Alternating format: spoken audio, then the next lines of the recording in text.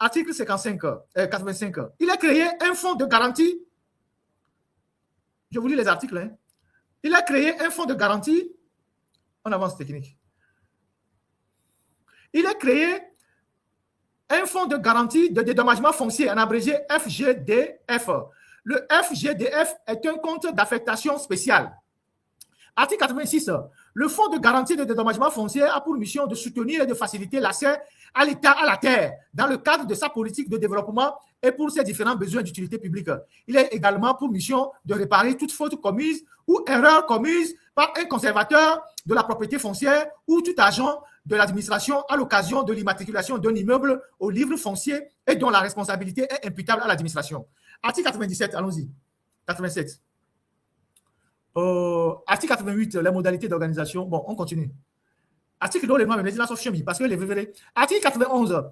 Toute personne lésée par la perte d'un droit réel immobilier ou d'un droit foncier peut agir en responsable contre l'auteur de la faute ou de la fraude dans un délai de 6 ans à compter de la dépossession. Toutefois, en cas d'insolvabilité avérée de l'auteur de la faute ou de la fraude, l'action en responsabilité est dirigée contre le conservateur de la propriété foncière. Dans ce cas, la responsabilité, une fois établie, est couverte par le fonds de garantie. Voilà. Article 92. Toute erreur ou omission du service dans la procédure d'immatriculation au livre foncier est imputable au conservateur de la propriété foncière. Une fois établie, la responsabilité est également couverte par le fonds de garantie. On continue. Article 93. On code foncier. On continue. On continue. Voilà. Article 163. Il faut faire monter ça un peu. L'article 163 bis. Voilà. Tout acte de vente, de donation, d'échange ou de bail amphithéotique portant sur un immeuble, quelle que soit sa superficie,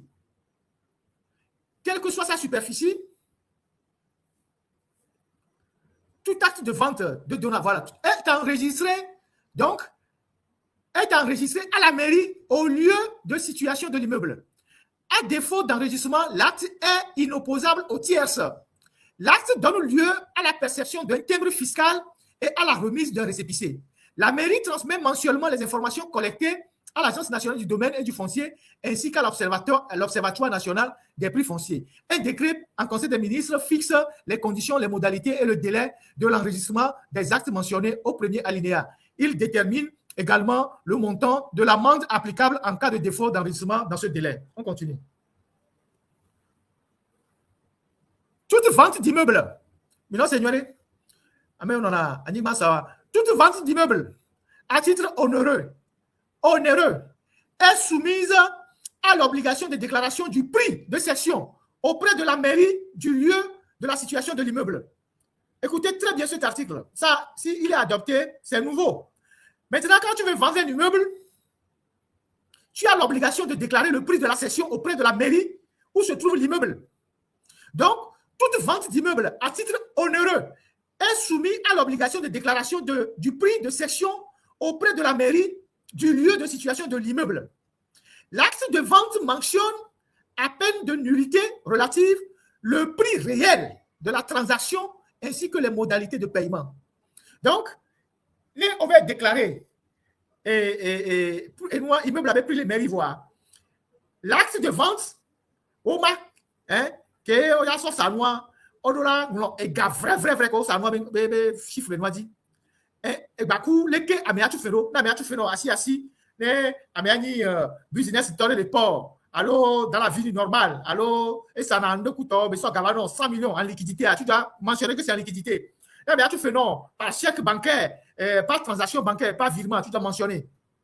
L'Agence nationale du domaine du foncier peut, dans un délai de 2 mois, à compter de la déclaration, exercer un droit, allons-y, un droit de préemption sur toute transaction foncière dans les cas suivants.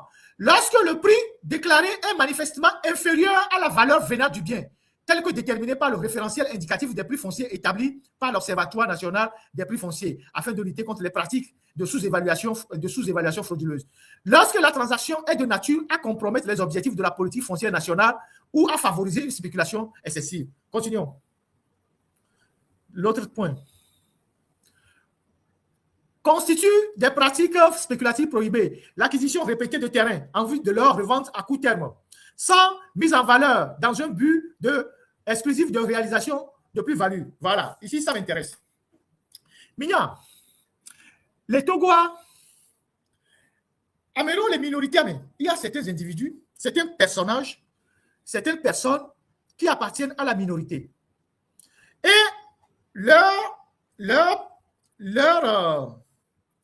ils ont pour objectif, puisqu'ils ont de l'argent, ils achètent des terrains et qu'ils revendent quelques années plus tard pour faire de la plus-value. C'est à eux que s'adresse cet article-là. L'acquisition constitue des pratiques spéculatives prohibées. Donc, le prochain article, si cet article est adopté, l'acquisition répétée de terrains en vue de leur revente à court terme, sans mise en valeur, dans un but exclusif de réalisation de la plus-value. Tous les barons font ça. Tous ceux qui ont l'argent, au Togo, les barons, ils achètent des centaines et des centaines d'hectares. Il y a un que je vais citer ici. Il y a un monsieur qui s'appelle Djobo Bassirou, qui doit être actuellement un peu souffrant, bon, mais il a toujours ses capacités.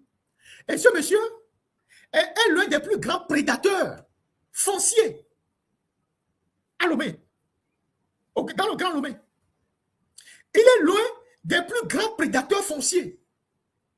Ce monsieur peut arriver avec 50 titres fonciers. Il peut arriver avec 60 titres fonciers. Et les titres fonciers sont sur des dizaines, des centaines d'hectares. Ce monsieur a 500 hectares à Djablé. 500 hectares à Djablé. 500 hectares à Djablé. On ne sait pas comment il a acquis ça.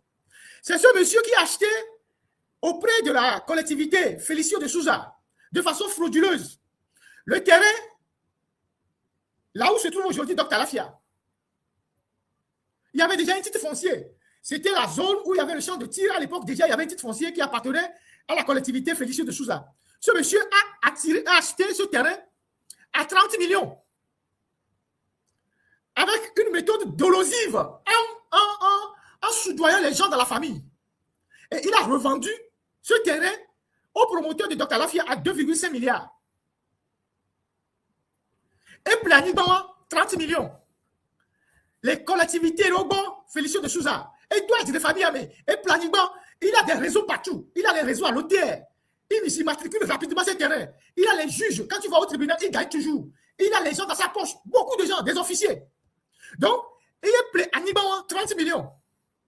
Les collectivités aussi, vous voyez comment dans les collectivités, là, on manipule les gens et certains vont vendre les terrains. Il a acheté le terrain là à 30 millions. 30 millions ou 300 millions, 30 millions, je pense, à l'époque, 300 millions, 300 millions. 300 millions plutôt. 300 millions, je corrige, 300 millions.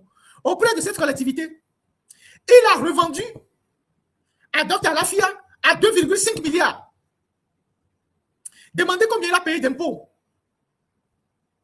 Il n'y a pas très longtemps, il a racheté encore 7 hectares derrière Dr Lafia, toujours en manipulant les gens de la famille. Les 7 hectares là devaient coûter 400 millions. C'est là où il a payé seulement 30 millions. Dès qu'il a payé les 30 millions, il va à l'OTR, il mute le titre foncier en son nom.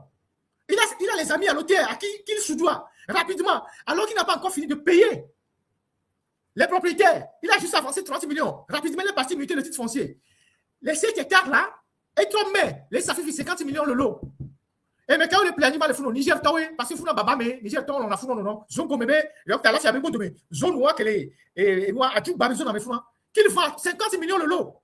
C'est le plus grand prédateur, l'un des plus grands prédateurs fonciers dans le Grand Lomé. Il a des centaines, c'est-à-dire, ces titres fonciers, c'est des dizaines de titres fonciers sur de grandes superficies.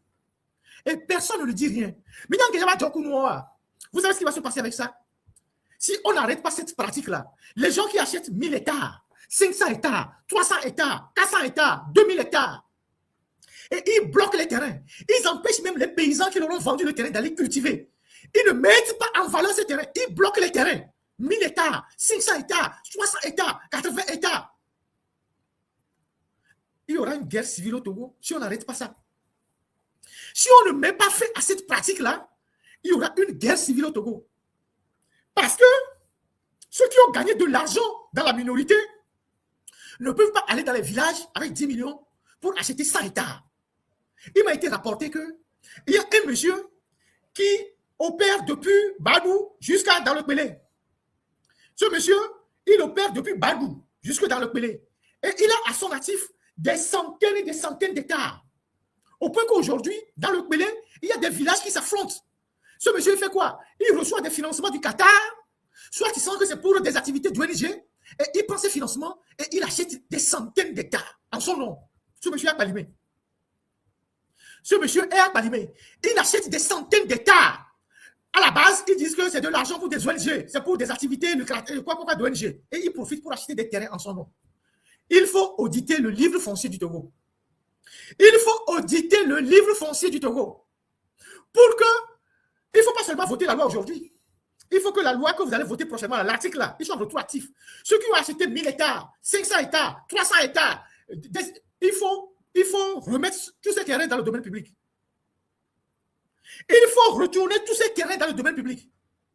Sinon, autrement, même si demain il y a le changement, il faut bloquer tous ces terrains-là. Demain, s'il y a le changement, avant qu'on plaît 1000 hectares, on plaît 500 hectares, on plaît 300 hectares, il faut saisir tout ça. Sinon, ce pays va aboutir à une guerre civile. Il faut arrêter ça. Et il y a aussi les étrangers. Parce qu'aujourd'hui, le gouvernement ayant besoin d'argent, on est au titre foncier étranger, alors que les étrangers ne sont pas censés acheter des terres chez nous. Maintenant, qu'est-ce que les étrangers font? Les Pakistanais, les Indiens, les Chinois, nos frères qui viennent aussi des pays voisins, ils achètent des centaines d'hectares à travers des sociétés. Ils créent des sociétés au niveau du registre du commerce et du crédit immobilier, RCCM. Donc, ils vont créer des sociétés. Comme la loi leur permet de créer des sociétés, ils créent des sociétés de droit togolais. Et avec ces sociétés-là, ils achètent des terrains. Et on leur fait rapidement les titres fonciers parce que l'État a besoin de faire rentrer de l'argent. Et quand vous prenez la route de Balimé, là, tout le bord de la route de Balimé, sont à Képé, ils ont tout acheté. C'est les étrangers qui ont acheté tout au bord de la route. Au plan, Indiens, Pakistanais, Libanais, et nos frères africains. Et ça ne peut pas continuer comme ça. Il faut arrêter ce phénomène-là. Donc, il y a beaucoup de dispositions dans ce document-là que je vais mettre à la disposition de ceux qui en ont besoin, peut-être pour animer d'autres lives. Je ne vais pas lire tous les articles, mais il y a des articles qui sont dedans. Ce n'est pas encore adopté, hein, mais c'est la commission de l'Assemblée a déjà adopté. Mais la plénière n'a pas encore adopté ça. Donc, il faut que vous ayez ce document pour savoir ce qui va se passer dans les prochains jours. Voir Anigba Sassa, je vois des gens qui sont sur TikTok. Maintenant, il y a les géomètres dans les villages qui se promènent. Ils disent, mais 1000 hectares, la fille, il y a 1000 hectares, voilà, dans un village de Yotor. Voilà, à Belouvé, 500 hectares. L'hectare, c'est à 800 000. On vend. Il y a des gens qui se promènent dans les villages maintenant et qui font de la publicité pour la vente des centaines d'hectares dans les villages. Mais c'est quoi? Il y a des gens qui se promènent dans les villages et qui font la publicité des terrains. 800 hectares, 1000 hectares. Mais, comment on dit ça? Approbation, document administratif, ok, approbation de notaire, mais voilà. Et ils sont en train de vendre les terrains comme ça. Parce qu'il n'y a plus de boulot dans le pays. Tout le monde est devenu géomètre. Tout le monde est devenu démarcheur. Les gens se promènent partout et ils vendent les terrains comme ça. Donc, demain, si le Togo change là, les barons, moi je vais vous dire ça, hein, ceux qui peut-être vont avoir la responsabilité de diriger le Togo demain là, c'est les premières des choses qu'ils doivent faire. Ceux qui auront la responsabilité demain de diriger ce pays là, à la limite, hein, on a appelé 10 lots, 20 lots, 30 lots, tout ça. On va appeler 1000 hectares, 500 hectares, 800 hectares. Nous consolons. Tu fais quoi avec dans un petit pays comme ça? Si l'État veut l'argent, il y a des niches fiscales.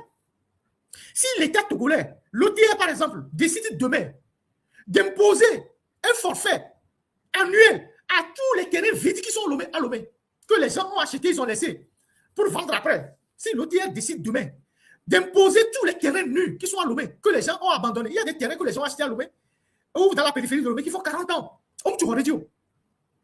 Si l'OTR donne un délai, que tous ceux qui ont des terrains nus et qui ne font rien sur ces terrains, on leur demande de les mettre en valeur. Ou bien, désormais, ce sont les terrains que l'État va taxer. C'est une niche fiscale. Et il n'y a pas de impôt, nos populations indiennes qui sont déjà écrasées.